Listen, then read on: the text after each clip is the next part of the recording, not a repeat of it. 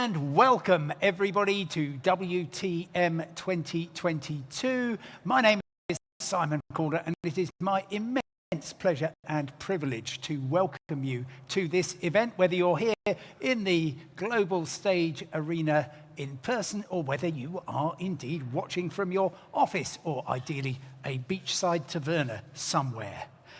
Well, it is so good, as I'm sure everybody is finding here at WTM, just to be seeing other people and seeing the sense of excitement that people have. And my goodness me, today is a really auspicious day.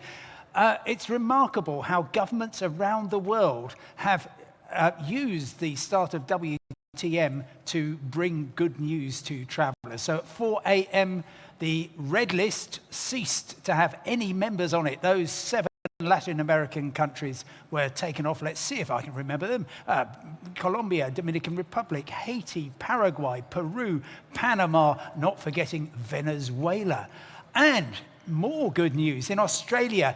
Just in the past few minutes, the very first Qantas flight to London that is going to be carrying actual passengers back has taken off. We're not allowed to go back into Australia quite yet, but Australians will be. And a week today, America will open up to people from the UK and other parts of Europe, which is terrific news. And we're going to be talking about the prospects for 2022, along with an esteemed panel that includes WTM's responsible travel expert, that's Harold Goodwin, aviation expert John Strickland, and Tracy Halliwell, who is the Director of Tourism Conventions and Major Events for London. Well, what are we going to see well, we're going to find that this isn't quite working as it might do, but I'm sure we will get on with that. The WTM Industry Report has been predicting the trends in the travel and tourism industry since it was introduced in 2010. This year's report, of course, is no exception to all of WTM stakeholders, including exhibitors, buyers from the WTM London Buyers Club, and visitors who have been polled. Now, almost 700 exhibitors responded to the comprehensive survey sent out in September this year, and the trade results was supported by a survey of 1,000 UK consumers, also conducted in September, to understand their. Now, it's in 8 chapters, and I will be going through them all, and there'll be a test afterwards, so do pay attention, please. It's going to cover the pandemic, post-pandemic trends, holiday hotspots for 2022, trends for 2022 and beyond, emerging holiday destinations, sustainability, the impact of Brexit, yes, it's only 2 minutes past and I've already mentioned it, and finally the role of technology in the industry during the pandemic and beyond. And look, if you are watching in the hall, you can scan that code, and I've tried it, it even works from the last row of seats, and you, lucky person, will be able to download the entire report and keep up with me. Lucky, lucky you. So, the global travel and tourism industry was, as you know, thriving before the COVID pandemic hit the world in, well, January, February, March, however you want to define it, in 2020.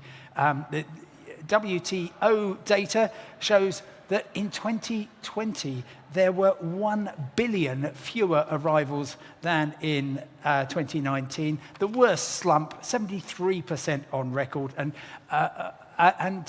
for comparison, when the 2009 global financial crisis hit, the decline was only 4%. And of course, prior to the pandemic, the travel industry had seen nothing but growth for the previous 10 years. The UK outbound tourism industry was thriving, and of course we all regarded an overseas holiday as a necessity or a right. In 2019, there were from the UK 93 million overseas trips in 2019, and that was up 3% on the previous year, according to the Office for National Statistics. However, Traffic lights, oh my goodness me, they've kind of come to an end this morning to celebrate the start of WTM, but the UK government's confusing, ever-changing traffic lights system has put 2 out of 3 Brits off from travelling in the past year. We have a quote here. Boris Johnson can't make up his mind from 1 minute to the next what countries or what colour. It's just not worth travelling abroad at the moment, was a typical response from one UK consumer. And even this morning when Ryanair has revealed its results for the half year ending in September, they put the blame squarely on the UK government for failing to have a simple system to decide whether to allow us to go abroad. But at the same time, more than 1 in 5 Brits did go abroad despite COVID and all the restrictions and all the warnings from politicians and experts not to take an overseas holiday in the past year. And bear in mind that over the past 18 months, overseas travel has been banned for long stretches. If you go back to this same date in 2020, we were just about to go into lockdown 2. Anyone remember that? We came out at the other end in December, and the only country you could go to without restrictions in either direction was Gibraltar. And of course, then, barely were we back for Christmas than the very, very serious business began. And for the first 19 weeks of 2021, international leisure travel was completely banned. And of course, even when it was permitted, the overall attitude was you go abroad at your own risk. Just looking at the regions, more people from London holidays abroad in the past 12 months than any other UK region. 41% took an overseas holiday of at least a week. Only 36% said they didn't have a holiday at all. You compare that with the North East. 63% of people didn't have a holiday at all. Just 13% went abroad, and 25% said they'd had a holiday at home. But mind you, if you've seen Whitley Bay, you will understand why nobody in the North East would ever dream of going abroad. But seriously, the London figures, which is, show it to be a complete outlier, that's quite possibly because you've got a higher proportion of people working from home, and therefore, if quarantine suddenly was imposed, they were able to tolerate it more perhaps than other people. Well, who's to blame for all this chaos about overseas travel? The travel industry, I think, might be heartened to learn that most people blame the government. So 7 out of 10 Brits say that the UK government is responsible either partially or completely for the chaos surrounding overseas travel. Interestingly, the other 30% blame me. Oh, no, that's not quite true. 1 in 2 solely blamed the government, and a further fifth blamed both the government and the travel industry.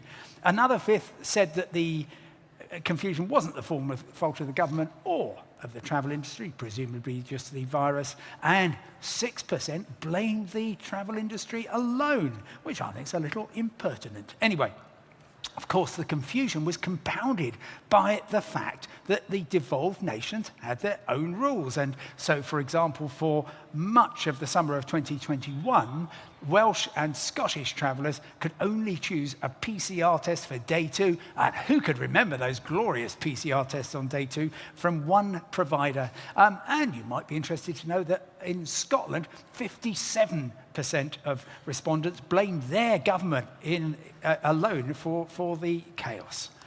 Anyway, let's look ahead. The second chapter reports continued optimism from WTM London delegates that 2022 could return to pre-pandemic levels. So 4 out of 10 senior travel professionals say 2022 booking volumes across the industry will match or exceed 2019 levels. 1 in 4 are confident that industry bookings will be comparable with 2019, and 1 in 7 expects 2022 to outperform it. And certainly that would be a remarkable outturn. And when asked about their own businesses, as opposed to the market in general, you had professionals being very optimistic. 28% expect their bookings to match 2019, and one in six anticipates an increase.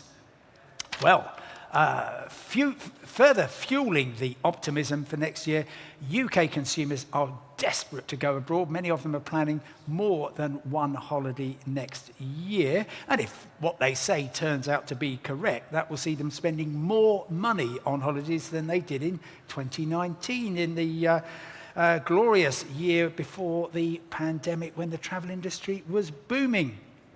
1 in 2 Brits say they plan 2 or more holidays in 2022, and nearly 70% plan to take at least 1 holiday next year. And 4 out of 10 consumers say they will spend more on their holidays next year than they did this year. Certainly, talking to people in the market, they are saying that people are definitely trading up, upgrading their accommodation, staying longer. All of these are very, very good trends. And 43%, fewer than 1 in 10 said they'd spend less than 2019's budget.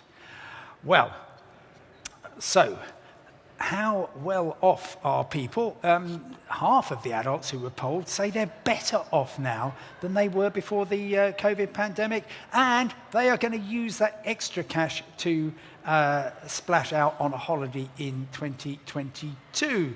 And that figure, you can see, is almost twice as many as the next best answer, where 31% of those who are better off said they'd spend the money on home improvements. Who wants to do that? I think people are switching from material possessions to experiences, and of course, no experience is more enriching than travel. Finally, for Chapter 2, 3 out of 4 of the UK population thinks face masks should continue for all passengers on planes. When they were asked, do you feel face masks should be still worn? 73% said yes, 14% said no, 13% weren't sure. Interestingly, the proportion of females was slightly higher than for males in favour of masks, and the group with the highest belief in the effectiveness of masks were over 65. 82% of them said, yes, please, let's have a mask. Well, where are we going to be going next? You won't be amazed to learn that sun-starved Brits want to flock back to the Mediterranean. Spain has regained its crown as Britain's favourite holiday destination. It's obviously mentioned more often than any other location, and particular islands, Mallorca and Lanzarote, are very frequently cited. Also high on the wish list are traditional European favourites, so France, Italy, Greece, of course, and a strong showing from the US, where, of course, none of us has been able to go for the last 20 months since that Donald Trump put a presidential proclamation in the way. What sort of holiday are we going to have? Well, it's going to be a beach break, easily the favourite. 45% of people said it would be their top choice. City breaks, interestingly, are coming back very, very strongly, 31%. And actually, another piece of good news over the weekend, the EU digital COVID certificate will now recognise your NHS jab app, which is terrific news, because previously, as some of you will know, in places like the Netherlands and in Italy, in some circumstances, you were having to have to test every day or every 2 days in order to be able to go and buy a cup of coffee. So things are improving there for city breaks. Also, people wanted to have adventure holidays, go on a cruise, but only 15% there. And of course, cruises have all kinds of issues, which no doubt will be discussed later. Wellness, 8%, and ski, just 7%, but they're very hardcore 7%. And of course, the finding that over 30% want a city break will be hugely advantageous to the airlines. We'll be finding out more about how they are feeling when we talk about when we invite John Strickland and the rest of the panel about this. It's been absolutely catastrophic in terms of business travel. The Business Travel Association reckons that in a normal year, £220 billion is added to UK GDP thanks to business travel trips originating in the UK. Normally, you would expect 9 million business trips a year, 50 million overnight stays, and of course, business travellers account for roughly 1/6 of airline passengers, and they pay the most.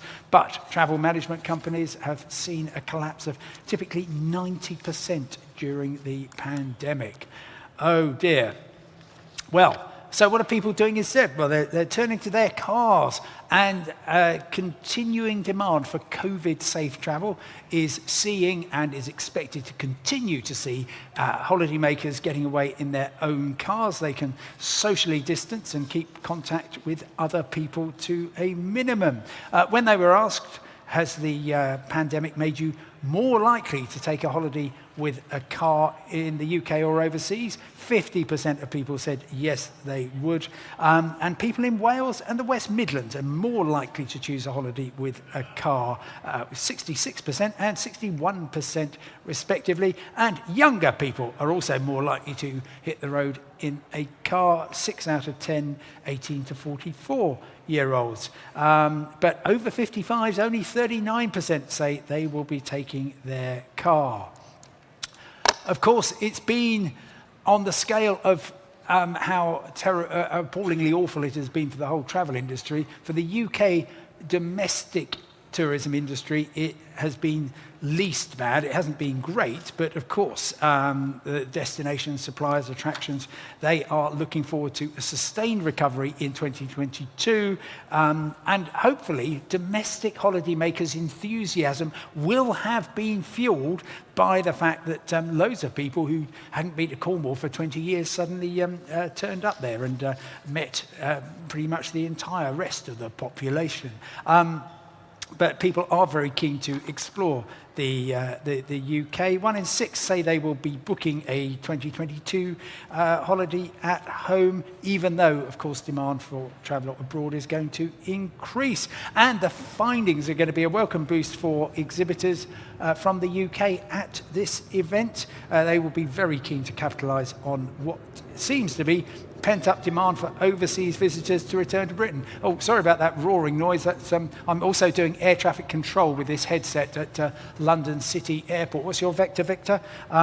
Anyway, more than half of the trade are interested in contracting UK products at WTM 2021.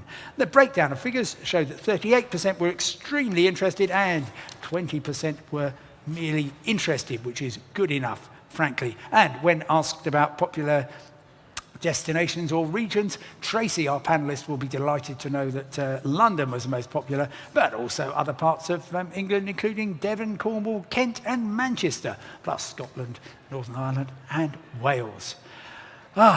Bit more good news for the traditional travel industry is that holidaymakers are 4 times as likely to opt for the security of a package holiday rather than choosing a sharing economy trip. And this is really significant. I'm still getting complaints every day from consumers, not necessarily about me, normally about companies they are dealing with. And almost all of them are due to putting together a trip themselves, which then fell apart quite drastically, or indeed going through one of the less well-regarded online travel agents. A traditional package holiday is always good news, and it seems to be absolutely clear that people want, quite understandably, their hand to be held, to talk to an actual live travel agent, to book a package holiday with a professional organisation that will not leave you stranded.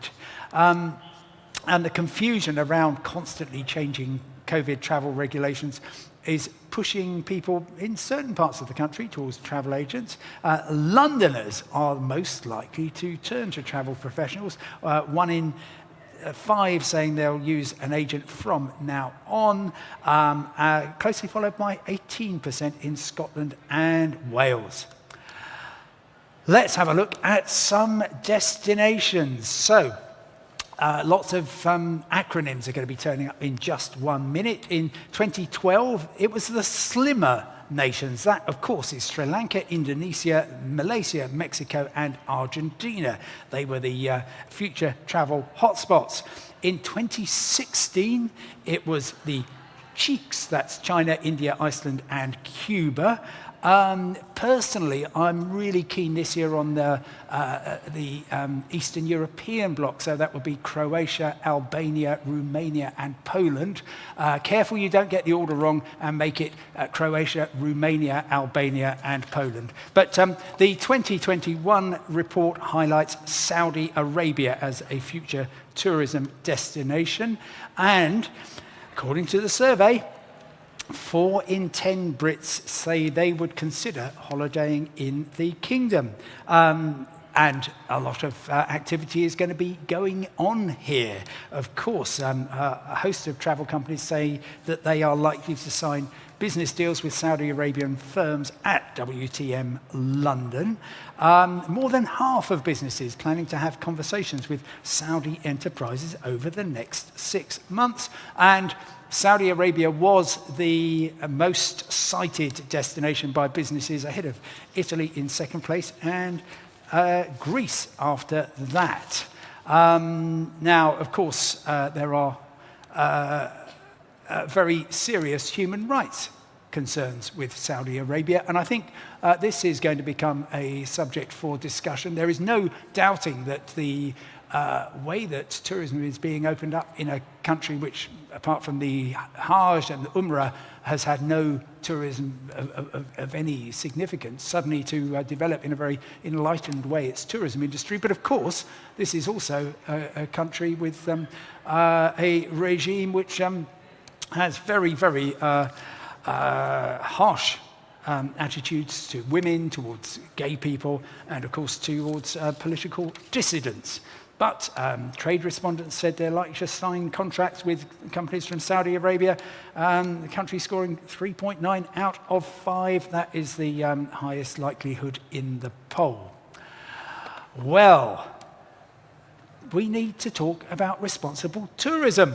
And WTM London has been leading the conversation on responsible and sustainable tourism for the past 3 decades. Yes, before you were born. The Responsible Tourism Programme has been instrumental to ensure that the conversation around responsible tourism extends beyond the climate emergency, and it also includes equal opportunities in the workplace, decent pay and conditions, health, education, empowerment of girls and women, reduced inequalities, and much more.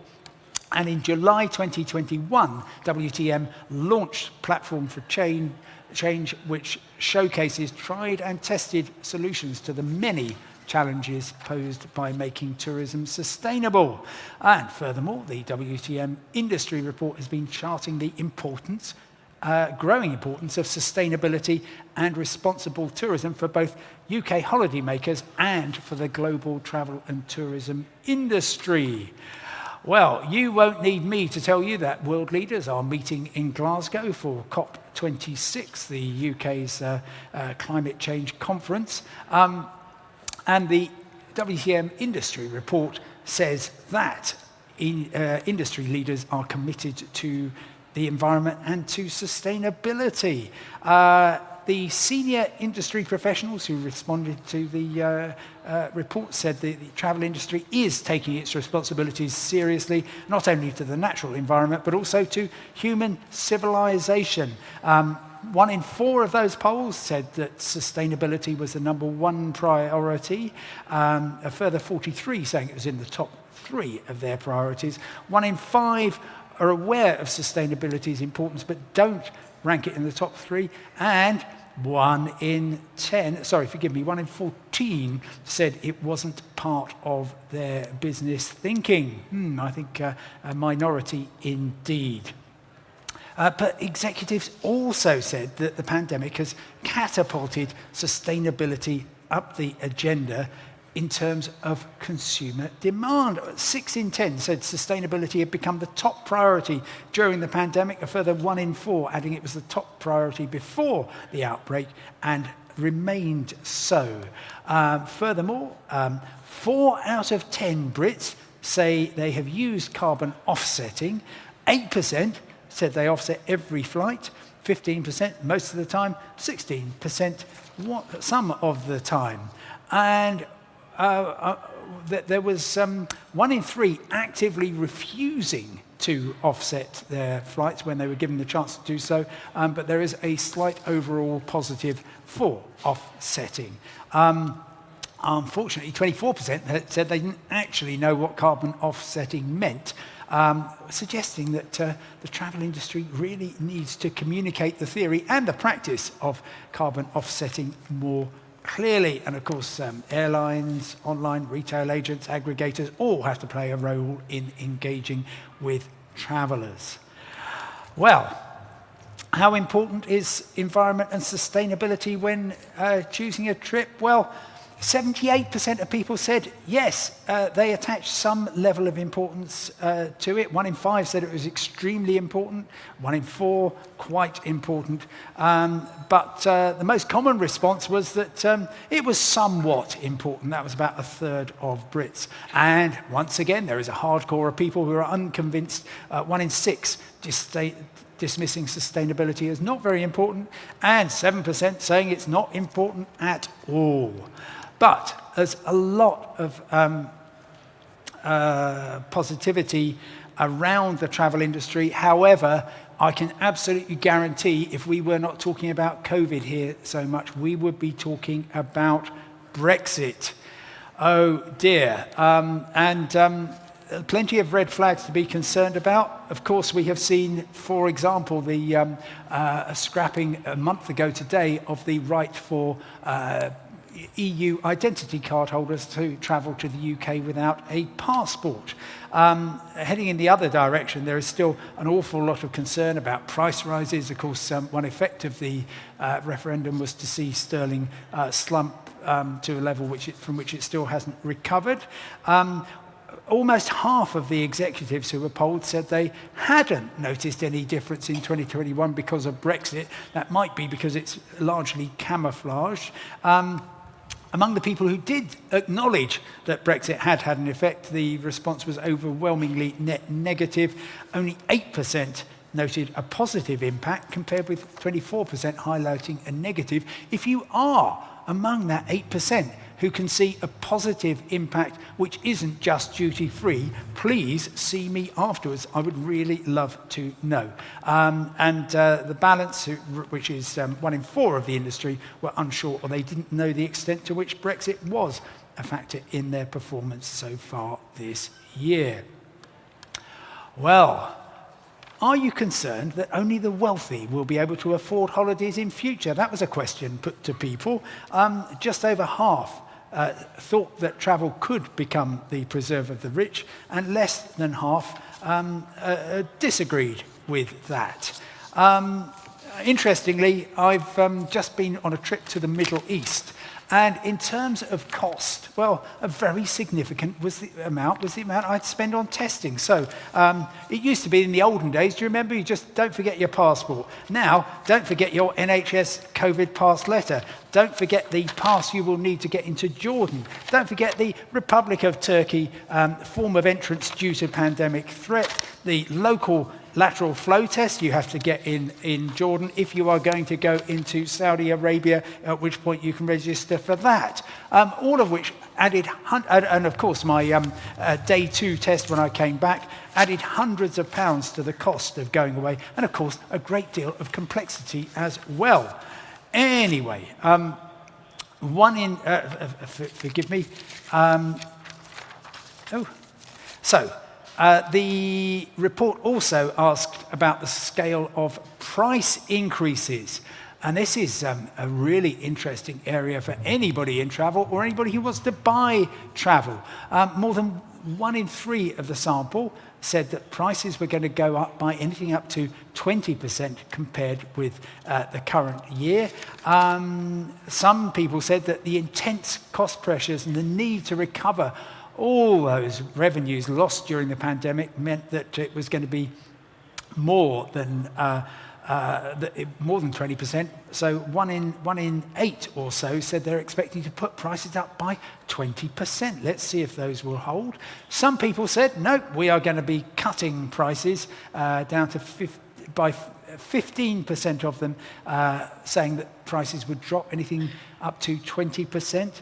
And 9% said their prices would fall by more than 20%. I'm just going to mention the Ryanair results again this morning, their first half-year results, in which they said that the average fare paid had fallen by 30% down to just £31, but added to that was a significant amount of ancillaries. So Ryanair are not going out of business anytime soon. You will be delighted to hear. Anyway, 1/5 of people expect prices to be the same. And consumers, they were asked, what do you think about COVID, about Brexit on prices, and they said that they were concerned for the future, which looks reasonable enough because we think prices will go up. Anyway, finally, the report looked at technology in the travel industry, its role during the pandemic, and how the pandemic has changed the focus going forwards. So, the success of online for pretty much everything during the pandemic will see travel companies explore how to use technology to engage more effectively with customers online. 3 out of 5 senior executives said that they were looking at ways to serve customers more online than in person. Nearly half of them are going to ramp up their interest in using technology to improve the overall experience for travellers, including offline interactions as well as digital conversations. And about 40% are exploring ways for technology to reduce costs. And they will raise, generally, their technology spend next year. A net positive response, 4 in 10 saying the budget would increase compared with 3 in 10 who say they will spend less. 1 in 8 still undecided for 2022, whereas 1 in 5 say the budget is going to remain exactly the same. And the scale of the changes to the budget also highlights similar number of professionals, around 15%, said their budget would decrease by more than 10%, and the same proportion said it would increase by more than 10%. And the difference was more marked for those anticipating a swing of less than 1/10. 15% expecting a decrease, 22% expecting a small rise. Well, you will be perhaps glad to know that that concludes the presentation bit for the WTM Industry Report. Many thanks to all the industry professionals and the WTM team who put that together. But now you get to ask questions, which you can do on Slido, and I will be picking up the questions here. And you can also you can also raise your hand, and we will be delighted to take your questions too. So I'm going to welcome to the stage WTM's responsible tourism expert, Harold Godwin, WTM's aviation expert. That, of course, is John Strickland, who's got his own show at 12:40 today. I'm just his warm-up man. And Director of Tourism, Conventions and Major Events for London, Tracy Halliwell. You're all very welcome to the stage. Thank you. So I am looking for questions in the audience. I'm looking for questions on Slido, but I've also got quite a lot of my own, which begin, Tracy, with, just looked at your title. Here we are, Director of Tourism, Conventions and Major Events from London. Well, you haven't got any tourism, you haven't got any conventions, and you haven't got any major events. That must be disappointing. It's been a challenging year, I will admit to that. But the pipeline is looking strong. So whilst 2021 have been down, and the pipeline of future bookings, forward keys is looking good for next year. Business tourism, major events on the books are starting to pick up. So I'm eternally optimistic that we will come out of this, and London will return to its exalted place in the international tourism stakes. But surely, if, for example, business travel, and we'll come to John Strickland to talk about that in just a moment, if business travel is going to be permanently down, and a number of surveys suggest that it might be, well, part of that is going to be impacting London far more than any other part of the UK. It will, and there are reports that suggest business tourism is going to reduce by about 20% permanently, but there are so many parts of the world where individual leisure travel is going to increase that I think you'll find one will outweigh the other. And in terms of business meetings and events, people still need to meet. They still want to meet face-to-face, so I think there'll just be a shift in. We'll see more of this leisure market, so people combining leisure trips and business trips. We'll see perhaps more people coming to events because actually they can do business at events like World Travel Market rather than doing 5 or 6 business trips. So I think you'll find it just be a shift in the patterns, potentially, and then we'll increase our markets from other destinations, emerging destinations and growing destinations. Thank you, Tracy. John Strickland, is it fair, first of all, one-word answer here, to say that prior to the pandemic, the UK had the world's leading aviation industry? Yeah, we're certainly amongst the leading countries, for sure. Right. How much worse are we now than then? Because every signal I am seeing is that the UK has just fallen off a cliff in terms of the aviation industry. If you look at Heathrow, for example, which used to be absolutely by a mile the busiest airport in Europe, it doesn't even, or it didn't even in September, make the top 10. How much of it comes back? When does it come back? And are we everywhere? Yeah, we've seen some travel come back, even this summer, particularly for short-haul airlines. You mentioned Ryanair. They've been having a pretty good few months. In fact, they put out their traffic figures this morning. Their passenger numbers were up at about 11, 12 million just for the month alone. Similarly, Wizz Air, now both of those are low-cost airlines flying in the UK market. They're not actually British-owned airlines. If we look at British Airways as part of IAG or Virgin Atlantic, who are far more reliant on long-haul travel, they've really been hit because, of course, with our very stringent government regulations about travel and access to markets, plus the work, so to speak, that the former president did in the USA about closing off his market, they haven't been able to fly most of their long-haul routes until recently. So we've seen BA until recently down by about 80%. So there's still a lot of work to be done. At best, industry bodies like IATA think traffic might come back by about 2024, but we don't actually know. And meanwhile, of course, the US isn't still meaningfully open. When that particular market comes back, which is so important to Tracy and, of course, to British Airways and in particular Virgin Atlantic, which has had probably a worse pandemic than any other airline, are we going to see signs immediately that things are better, or are we going to have to get used to the idea that, well, London, New York used to be the busiest intercontinental air route in the world. It's not anymore. Heathrow has been overtaken by Istanbul, by Amsterdam, Paris, Charles de Gaulle and Frankfurt. I think we will see instant response, and certainly when US travellers who are double vaccinated could come to the UK, when that was changed in September, when we've seen opening up of leisure markets around Europe, every single market has seen what is called pent-up demand. Bouncing back. People have been desperate to book. We've seen it right now as the USA opens next week. That doesn't necessarily mean it will be back to 100%. And I think the important point, though, is, as you said earlier, what is the mix of travel? It's one thing to get bums on seats. It's another to say, what are they actually paying? And that's going to be the big challenge, again, for business travel, which I doubt is going to come back with the same excitement as leisure and friends and family traffic. Harold, you've been kicking around in the responsible tourism business for, I make it, 27 years. He was 12. But aren't you just going to say, job done? Thanks to COVID, people are travelling far less.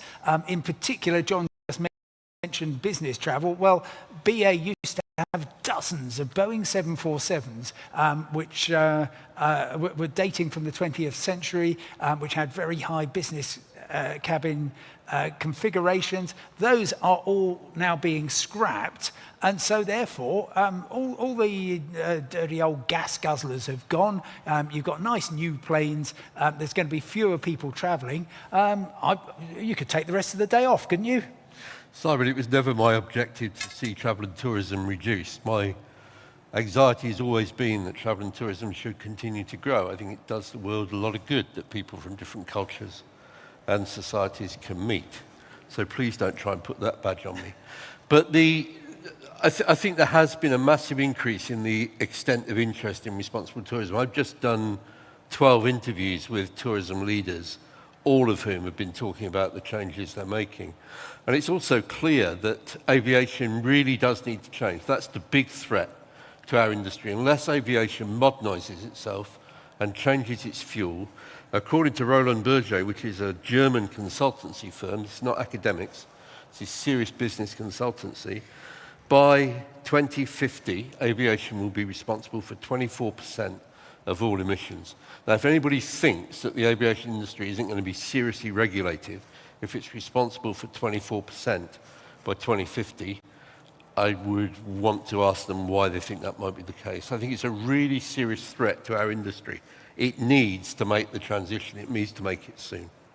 Okay, thank you very much. If we could get a microphone to the front here, we have, if I'm not mistaken, would you like to introduce yourself, sir? Malcolm Ginsberg, Business Travel News. Simon knows me well. I was going to ask a different question, but this business of the 24% and the figure quoted by some people, I believe, Simon can back me up or etc., but it's about 3% that we're talking about at the present time. So you're talking about an enormous acceleration with aircraft that are getting more and more. I love to use a picture of an American Air Force 707. They still use them. They call them something else. And they belt out black smoke. The modern aircraft are a lot quieter. They're not the quietest, but they're a lot quieter than they were previously. So I must defend that. But my question really was going to be about, of the many I could have asked, was the one about the flying, if you like, when you go on the left-hand part of the aircraft rather than Simon's right-hand part of the aircraft. I believe, and John can tell me what his view is, that the business section, the first-class sections are dead, but the business class will now not be so much business, but there'll be a change of the people flying. So my belief is, yes, the business class people will slow down, but there'll be a lot more of the high revenue private and executive passengers. I'd like to hear your views on this, John. Yeah, I think you're right, Malcolm. I think we're not going to see the heyday of corporate business travel paying rack rate in these business cabins in the future to the extent we have in the past. I think many businesses, whether you look at it from a point of view of, you could say, the bean counter accountants, they see the way to save money now by not putting their executives on flights and to do Zoom and Teams meetings instead, and to blow their trumpet that they are, of course, helping the environment in the process of not traveling as much. But I think we will see much more premium leisure traffic. It's starting to happen already. We had more people flying in premium economy. Airlines are having to offer good promotional prices in the business class cabin to attract leisure travel. And I think that's definitely a growth segment. The trouble with that for airlines, I think, is that it depends on which airline you are and how many of your business class seats were you already filling. If you were filling most of them with these high rack rate fares from corporate travelers and you replace them with leisure travelers paying a bit less, you're still going to find it doesn't add up financially. You're still going to have a big deficit. But if you're an airline that had spare seats in business class and you've got a good product and you didn't have all those corporate travelers, it could ultimately be good news. More people will be paying more to travel up front for leisure more than business. Thank you for your question. I'm scanning the horizon to... Can I just go back to yep. Because their research is about what's going to happen on current trends, because other industries are adjusting the fuel they use. Aviation is not. It's their forecast for 2050, not mine. And I'm just going to ask John when we're going to be flying around in our own electric aircraft, possibly with a personal jetpack, probably not. Yeah, well, I think the challenge for the industry is in developing technology quickly enough to meaningful enough levels that enough of us can travel by, hopefully, electric-powered or hydrogen-powered aircraft.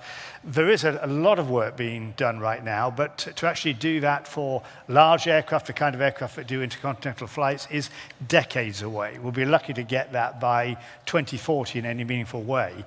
Through the coming decade, we're going to have to rely on substituting fossil fuels, the kerosene that jets burn, with sustainable aviation fuels, and we might, in the next 10 years or so, start seeing smaller regional flights being operated by aircraft that can use electric power. But it's not only a challenge technically, it's a challenge in having the financial means to do it. And of course, the industry is on its knees. We need to see our beloved governments around the world playing their part, working with the industry to speed it up. If we can speed up the production of vaccines, we should be able to speed up the production of alternative power for airlines so we can keep the beneficial contribution and not the damaging emissions.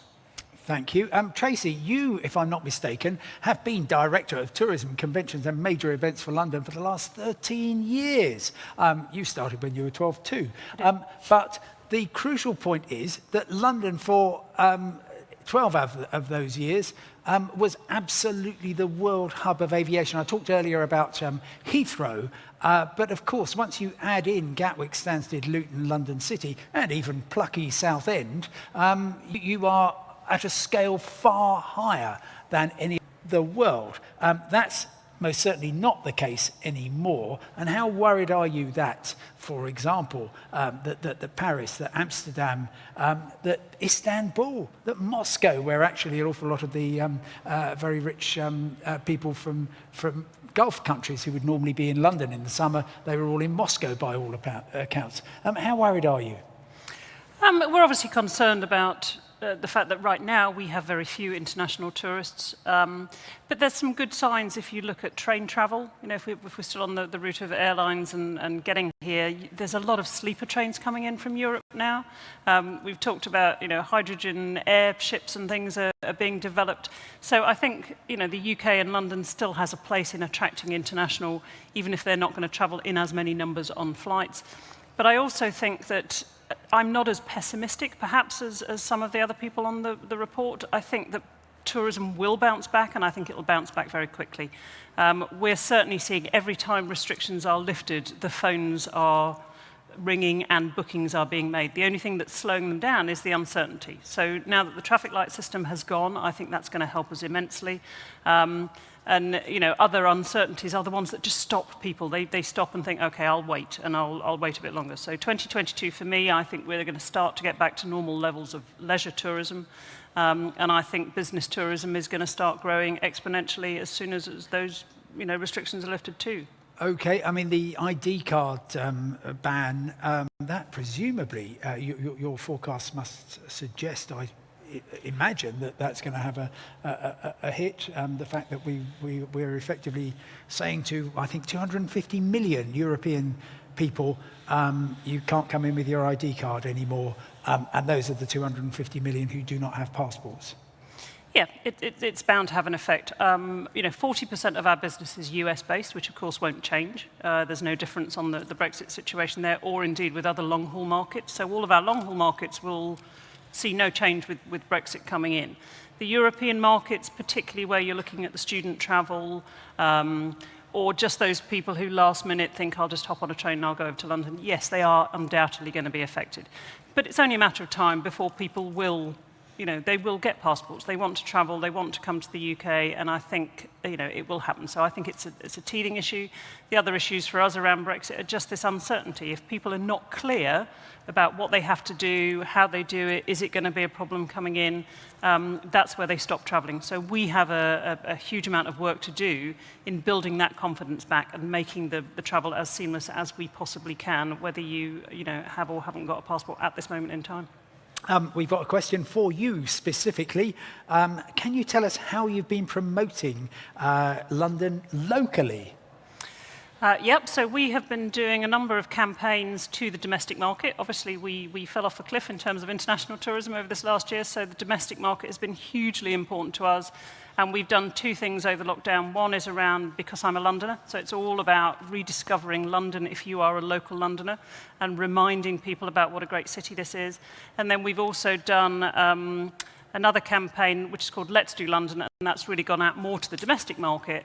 And again, it's been about showcasing all those amazing things that you can do in London, the tourist attractions, the museums, the galleries, the open spaces, all of that stuff. And it's really been promoting that through a TV, radio and advertising campaign across the UK, which has been very successful. Thank you very much. Now we've got a question for Mr. Godwin. What are your thoughts about travel companies using responsible travel, in quotes, as a marketing tool? And how should those companies' actions be audited? And thank you for your questions. Whoever anonymous is, it's greatly appreciated. You can be anonymous too, or you can even make up a name or whatever you want to do. But welcome more questions on Slido. So responsible travel. I'm going to say that I'm an organisation offering responsible travel because I know I can put my price up, judging on the figures we saw from the industry report just now. I think it's very interesting to see what Google have done in terms of putting up the information about the carbon content of flying. I think that will begin to make quite a significant difference. People will see that very often the cheapest flights are in fact the most carbon efficient as well. There's a correlation there. I think what I understand Booking.com are going to announce later this month with encouraging the hotels, particularly in the businesses on their site, to be very transparent about the claims they're making, will mean that at last a consumer who arrives in the hotel and discovers that there's a piece of cardboard in the key card on the side of the wall will be able to get compensation for mis-selling by the hotel. That's going to clean up a lot of the bad practice in the industry. So I think the transparency and the open labelling and companies now having to stand behind the claims they make rather than hiding behind the certificate, it's going to make an enormous difference to the credibility. And you only have to look at what's happening in the supermarkets, where the NGOs and the auditors go after those people who are mislabeling. And we will see more of that in travel and tourism. Well, another question here from Mr. Godwin. Do you think over-tourism will be back after COVID? If you remember, 2019, my goodness, Venice, of course, Dubrovnik, Barcelona, they were all saying, keep out, we've got enough tourists, and you've got local people demonstrating, saying that our quality of life is being very seriously impinged. There's huge distortions in the housing market, all kinds of problems laid at the door of tourism. And obviously, many cities and resorts would hugely like a bit of over-tourism now. But do you think it will come back? It hasn't gone away, Simon, has it? I mean, you only have to look at what's happening in Cornwall, Wales, Scotland, what happened in China almost immediately as they came out of COVID. Over-tourism didn't go away. That's a convenient myth. It's simply still there. And in some places, it's worse. And how do you deal with it then? You have to deal with it on the specifics in the particular places. Over-tourism is a catch-all way of describing a whole range of different kinds of problems. They are different problems in different places. London has plenty of capacity to absorb quite a lot more visitors. Is over-tourism ever a concern for you? And if it is, how are you going to manage it, Tracy? No, it's not a concern for us, but what we've always tried to do is to spread the tourism across London. So most tourists come to London and they stick to the West End and those central areas, and we try and push that to other boroughs. And it's also about a seasonality issue. How can you get people to come year-round rather than all coming at the same time? And how do you do that? It's November, everybody. No school holidays. The weather is, well, a lovely start to the morning, but it's all going to get pretty grim. Is anybody coming to London this month? All of these people are here. Yeah, I mean, and we also run a programme of major events throughout the year which create demand for things to come. So, you know, in years past, we've done things like Lumiere in the January, February months, because that's a traditionally quiet month. So how can you attract people to come for a light festival? And that's something we look at in terms of when we're bidding for sporting events and cultural events. Do they fit into that seasonality calendar so we're not all coming at the same time and putting a huge demand on the product? Okay, I'm just scanning to see if there's any other questions from the floor. While I do that, I'm just going to ask, governments do things and they say things. So this government in the UK says it really wants us to be more sustainable in terms of travel, moving from aviation to rail, and yet in the budget, Rishi Sunak did exactly the opposite and just said we want to encourage people to have more people flying because we're going to cut air passenger duty. John, a quick reaction from you. Yeah, well, of course, he gave with one hand and took away with the other. He helped the domestic market by cutting APD, and remembering this is not going to happen until 2023. That could be helpful, as he claimed, to regional airports who rely more on short-haul flights and domestic services. Undoubtedly, a number of cities around the UK need access to London so they can go via Heathrow to the world. That's a valid point. I don't think we're going to see a massive increase in the number of domestic flights actually operated because, generally speaking, they're loss-making, except perhaps for a couple of airlines like EasyJet and Ryanair. But putting up higher APD on long-haul flying is certainly going to hit those airlines who serve global markets again. And given all we've been saying now about the pressures on business travel and whether premium leisure will come through to fill those seats, that's definitely going to be a handicap. And of course, it could work two ways, that it could depress travel into the UK as well. Thank you very much indeed, and thank you so much everybody watching both remotely and here in the hall. Personally, I can't get enough of John Strickland, so I'm going to be back at 12:40 to hear what he has to say. Before that, at 11:15, you've got Tanya Beckett from the BBC interviewing David Burling, who is the TUI Supremo, so I'm going to be here for that. For now, though, aviation expert John Strickland, responsible tourism expert for WTM, Harold Godwin, and Director of Tourism, Conventions and Major Events for London, Tracy Halliwell. Thank you so much indeed. Thank you so much for listening, and enjoy the rest of WTM London.